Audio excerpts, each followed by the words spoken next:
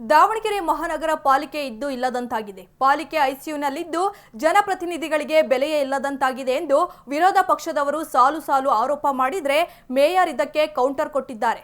ಹಾಗಿದ್ದರೆ ಏನಿದು ಪಾಲಿಕೆಯ ಗುದ್ದಾಟ ಅಂತೀರಾ? ಇಲ್ಲಿದೆ ನೋಡಿ. ಪಾಲಿಕೆ ವಿರುದ್ಧ ಗುಡುಗಿದ ವಿಪಕ್ಷ ನಾಯಕ. ಮೇಯರ್ ರಾಜೀನಾಮೆಗೆ ಆಗ್ರಹಿಸಿದ ಬಿಜೆಪಿ ಸದಸ್ಯರು. ಬಿಜೆಪಿ ಸದಸ್ಯರ ಹೇಳಿಕೆಗೆ ಕೌಂಟರ್ ಕೊಟ್ಟ ಮೇಯರ್. ದಾವಣಗೆರೆ ಮಹಾನಗರ ಪಾಲಿಕೆಯಲ್ಲಿ ಸದಸ್ಯರ ನಡುವಿನ ಗುದ್ದಾಟದಿಂದಾಗಿ ಸಾರ್ವಜನಿಕರು ಹೈರಾಣಾಗಿ ಹೋಗಿದ್ದಾರೆ.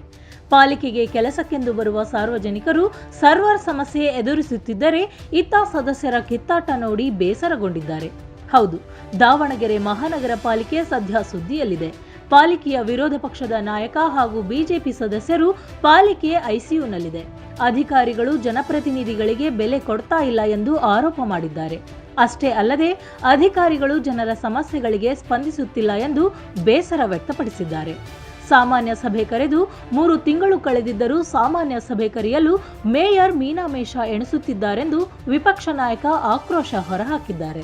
ದಾವಣಗೆರೆ ಮಹಾನಗರ ಪಾಲಿಕೆಯ ಆಡಳಿತ ಕಣ್ಣು ಇಲ್ಲದೆ ಕಾಲು ಇಲ್ಲದಂತಾಗಿದೆ. ಐಸಿಯುನಲ್ಲಿ ಪಾಲಿಕೆ ಆಡಳಿತ ಇದೆ.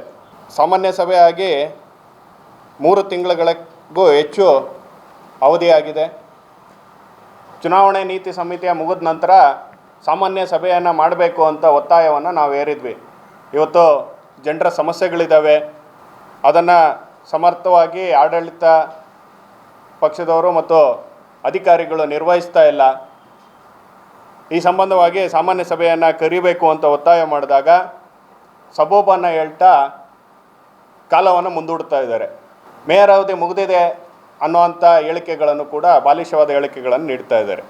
ವಿಪಕ್ಷ ನಾಯಕ ಹಾಗೂ ಬಿಜೆಪಿ ಸದಸ್ಯರ ಆರೋಪಕ್ಕೆ ಕೌಂಟರ್ ನೀಡಿರುವ ಮೇಯರ್ ಮಹಾನಗರ ಪಾಲಿಕೆ ಐಸಿಯುನಲ್ಲಿ ಇಲ್ಲ. ಐಸಿಯುನಲ್ಲಿ ಇದ್ದವರನ್ನ ಹೊರತಂದು ನಗರ ಅಭಿವೃದ್ಧಿ ಮಾಡುತ್ತಿದ್ದೇವೆ. ನನ್ನ ಅಧಿಕಾರದ ಅವಧಿ ಮುಗಿದಿದ್ದು ನಾನು ಯಾವ ಸಭೆಯನ್ನು ಕರೆಯಬಾರದು ಎಂದು ಆಯುಕ್ತರು ಹೇಳಿದ್ದಾರೆ.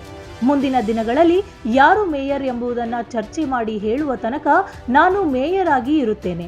ಆದರೆ ನಾನು ಸಭೆ ಕರೆಯಲು ಬರುವುದಿಲ್ಲ ಎಂದು ಕೌಂಟರ್ ನೀಡಿದ್ದಾರೆ. ಮೊನ್ನೆ ಪೇಪರ್ ಸ್ಟೇಟ್ಮೆಂಟ್ ನೋಡಿದ್ದೀನಿ. ಮೊನ್ನೆ ವಿರೋಧ ಪಕ್ಷದ ನಾಯಕರು ಸ್ಟೇಟ್ಮೆಂಟ್ ಕೊಟ್ಟಿದ್ದಾರೆ.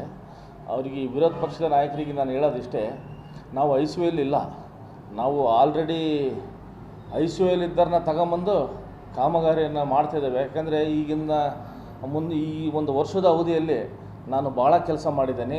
ಎರಡು ಮೀಟಿಂಗ್ ಮಾಡಿದ್ದೀನಿ, 2 ಸಾಮಾನ್ಯ ಸಭೆ ಮಾಡಿದ್ದೀನಿ. ಮಿನಿಸ್ಟ್ರು ಬಂದಿದ್ದಾರೆ. ಈಗ ನೆಕ್ಸ್ಟ್ ಮಿನಿಸ್ಟ್ರು ಫಾರಿನ್ ಟೂರ್ ಇರೋದ್ರಿಂದ ಮಿನಿಸ್ಟ್ರು ಬಂದಾದಮೇಲೆ ಮತ್ತೆ ನೆಕ್ಸ್ಟ್ ಮೀಟಿಂಗ್ ಕರೆಯೋಕ್ಕೆ ಒಂದು ಅವಕಾಶ ಮಾಡಿರಿ ಅಂತಂದು ಕೇಳೋಣ ಅಂತ ಒಂದು RCಗೆ ಒಂದು ಲೆಟ್ರ್ ಕೊಟ್ಟಿದ್ದೀನಿ, ಸರ್ಕಾರಕ್ಕೊಂದು ಲೆಟ್ರ್ ಬರೆದಿದ್ದೀನಿ. ಒಳ್ಳೆಯ ಕೆಲಸಗಳೂ ನಮ್ಮ ಪಾಲಿಕೆಯಿಂದ ನಡೀತಾ ಇದ್ದಾವೆ. ಐಸಿಯುಲಿದ್ದರನ್ನ ನಾವು ಚಾಲ್ತಿ ತಗೊಂಬಂದಿದ್ದೀವಿ. ಈಗ ನಾನು ಸರ್ಕಾರಕ್ಕೆ ಪತ್ರ ಬರೆದಿದ್ದೀನಿ. ಸರ್ಕಾರ ಆದೇಶ ಮಾಡಬೇಕು. ಈಗ ನನ್ನ 1 ವರ್ಷದ ಅವಧಿ ಮುಗಿದಿದೆ.